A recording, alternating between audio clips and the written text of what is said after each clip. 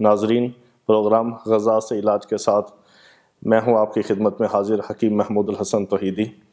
تو جیسا کہ آپ جانتے ہیں کہ میسی ٹی وی کی طرف سے جو ایک منفرد سلسلہ نیوٹریشن کے حوالے سے جو چل رہا ہے، یعنی غذا سے علاج، تو اس پہ انشاءاللہ آج ہم بات کریں گے۔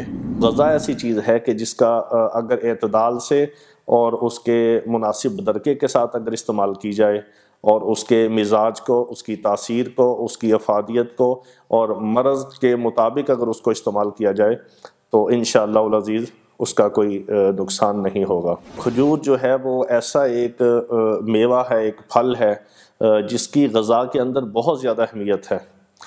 جیسا کہ آپ جانتے ہیں کہ قرآن پاک کے اندر اللہ رب العزت نے اس کا ذکر فرمایا، احادیث مبارکہ کے اندر اس کا جا بجا تذکرہ ملتا ہے، حتیٰ کہ حضرت مریم علیہ السلام کو اللہ رب العزت نے زچگی کے دوران کھجور کے کھانے کی طرف رہنمائی فرمائی کہ اس کے اندر بہت ساری حکمتیں ہیں اور ہمارے لیے بہت سارے ایک سوچنے کے پہلو ہیں اور اشارات ہیں اس کے اندر۔ اگر کھجور کے تنے کے اوپر سے اس کا اوپر والا اس کا سر کا حصہ کاٹ دیا جائے تو کھجور جو ہے وہ بے جان ہو جاتی ہے۔ یہ کھجور کے جو درخت ہیں، اس کے باغات ہیں، یہ نخلستان کا بادشاہ کہلاتا ہے۔ تو کھجور کا جو پودا ہے یہ تقریباً 200 سال اس کی عمر ہے۔ تو اس کا جو عام طور پہ اس کا جو تنا ہے، اس کی جو ہائٹ ہے وہ تقریباً 40-50 فٹ سے لے کے 80 فٹ تک اس کے راؤنڈ اباؤٹ اس کی ایک ہائٹ ہوتی ہے۔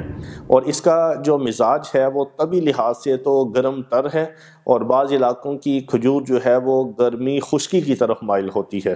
گرم تر مزاج کے اندر انسان صحت مند رہتا ہے، گٹھلی کے علاوہ۔ گٹھلی کا مزاج تھوڑا سا بدل جاتا ہے، تو گٹھلی کے علاوہ جو کھجور کا گودا ہے وہ گرم تر مزاج کا حامل ہے۔ اس کو اگر مکھن کے ساتھ استعمال کیا جائے تو اس میں تری گرمی آ جاتی ہے، اس میں اور معتدل ہو جاتا ہے، گرم مزاجوں کے لیے بھی فائدہ مند ہوتا ہے۔